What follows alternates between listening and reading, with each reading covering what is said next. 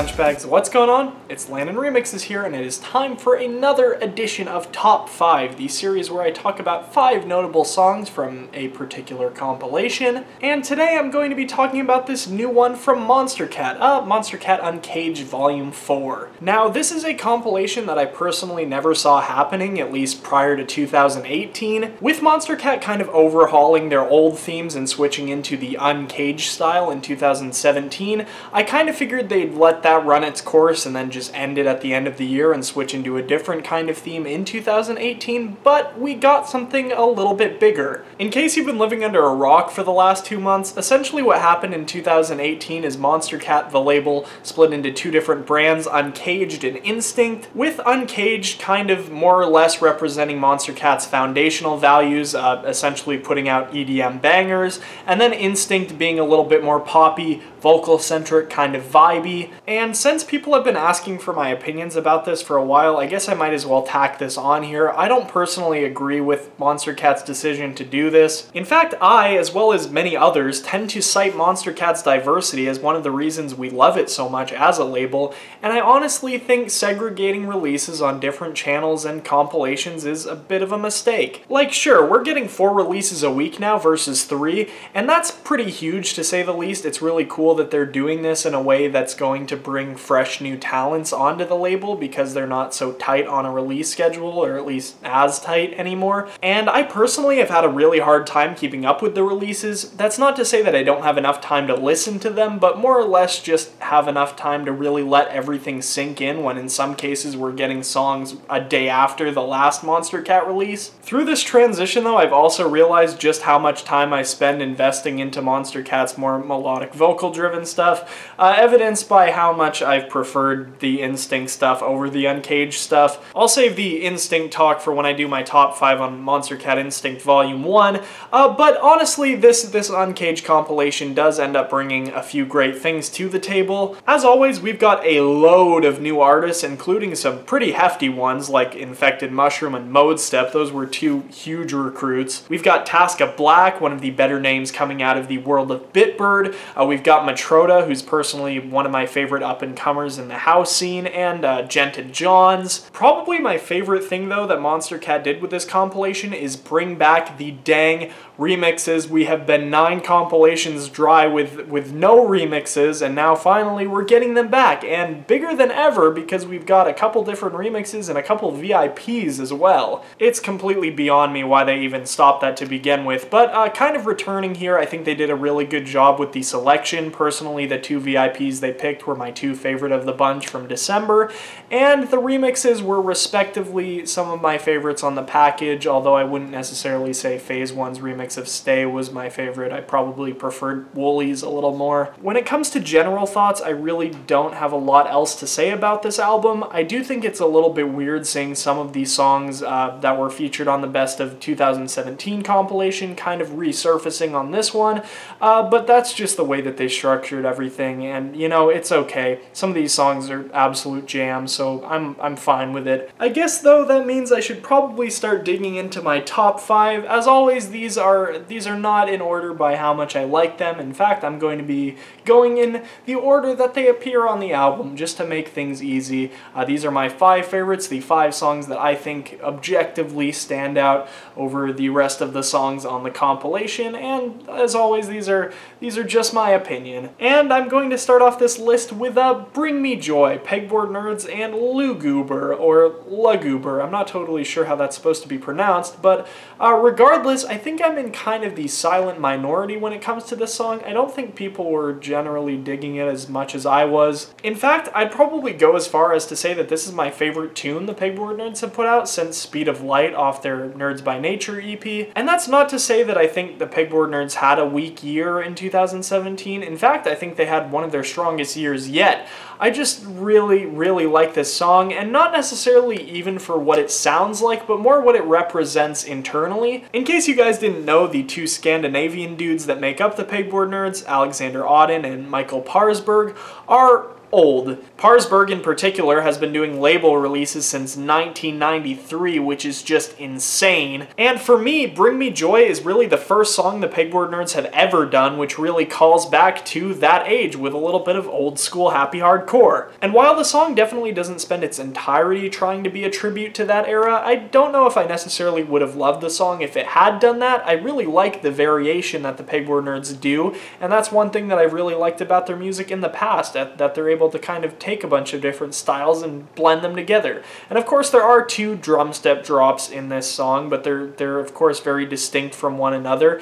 And then that old school happy hardcore drop at the end comes as a very pleasant surprise too. Another one of my favorite things about the track is this little wacky attention-grabbing siren that just randomly comes in during different parts of the song, and it almost sounds like it could be a sound effect from like an arcade game or something, but that really fits in with the kind of vibe the song is really going for. I also really like the fact that the Pegboard Nerds collaborated with a very underground producer on this song. In fact, if any of you have ever listened to Lou Goober prior to this song, I'll be very impressed. Not that I thought they were to begin with, but I think this really shows that the Pegboard Nerds are not completely arrogant and full of themselves, something that would be understandable considering their massive successes and like 20 plus years of industry experience. But yeah, I personally think the song is really cool, and if you didn't personally vibe with the song on your first listen, I definitely say give it a second chance, because the sound that they're going for definitely has a lot of longevity to it.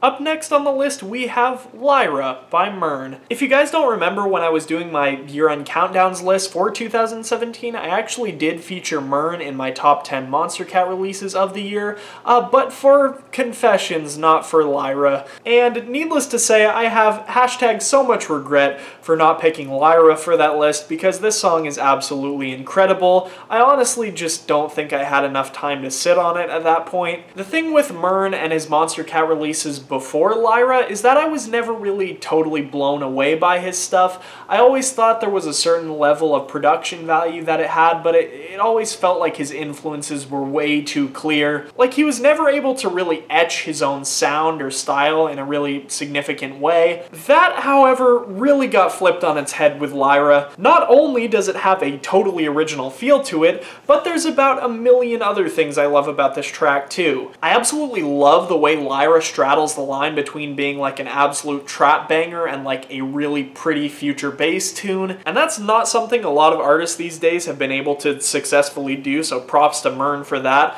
I also think the Middle Eastern influences on this song were executed absolutely perfectly, especially because of its super organic sounding instrumentation. I honestly think this song is a little bit too pretty and vibrant for Monstercat Uncaged, but you know, whatever. If they want to put it on this compilation instead of Instinct, I'm okay with that. Up next, I'm gonna place this new little collaboration from Efixa and Bossfight called Subside. Calling back to what I said about Bring Me Joy, I think a lot of the song's strength lies in its variation. Now, we don't get a lot of electro on Monstercat, and I mean, that's understandable considering electro house hasn't been the most booming genre in the EDM world for the last few years. Songs like this, though, in my opinion, are doing a really great job of giving the genre back some life. It apparently wasn't enough for Efixa and Bossfight to just make a song with two distinct electro house drops, because they throw a lot of other elements into here as well. There's a little bit of synthwave, which in my book is probably the best part of the song. I think Efixa is an absolutely insane synthwave producer, and he should do it more often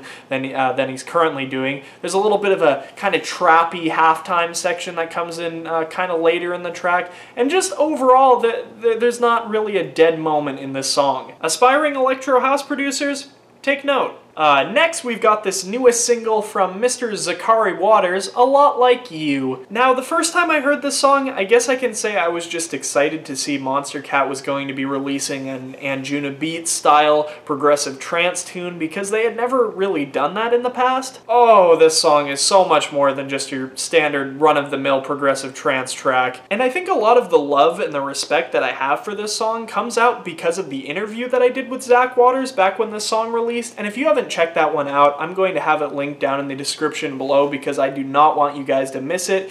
He explains an absolutely incredible story that's kind of embedded with how the track kind of progresses, and it's just beautiful. Everything just works together in perfect harmony. There's the clever sampling of the "it's quite obvious where your attention needs to go," leading right into the punchy minimal first drop, which has like a super angry tone to it. The third section of the song kind of echoes the intro with the same instruments and themes and sampling as before, but instead of that same sample as before going into a more dark and minimal drop, it goes into a really soft kind of emotional synth solo. And then furthermore, that section kind of progresses into the climax of the song where Zach realizes and actually sings with his own vocals, "I guess I'm a lot like you," and then we just get this super euphoric trance drop that just completes the song in its entirety. This song is phenomenal, one of the best progressive trance tunes I've debatably ever heard. Like I said, go and check out that interview. I personally connect with Zach's story a lot, and I think a lot of you will too, which makes this song all the better. And last on this list is fittingly one of the remixes, and I'm gonna go with the Haunted VIP by Slippy,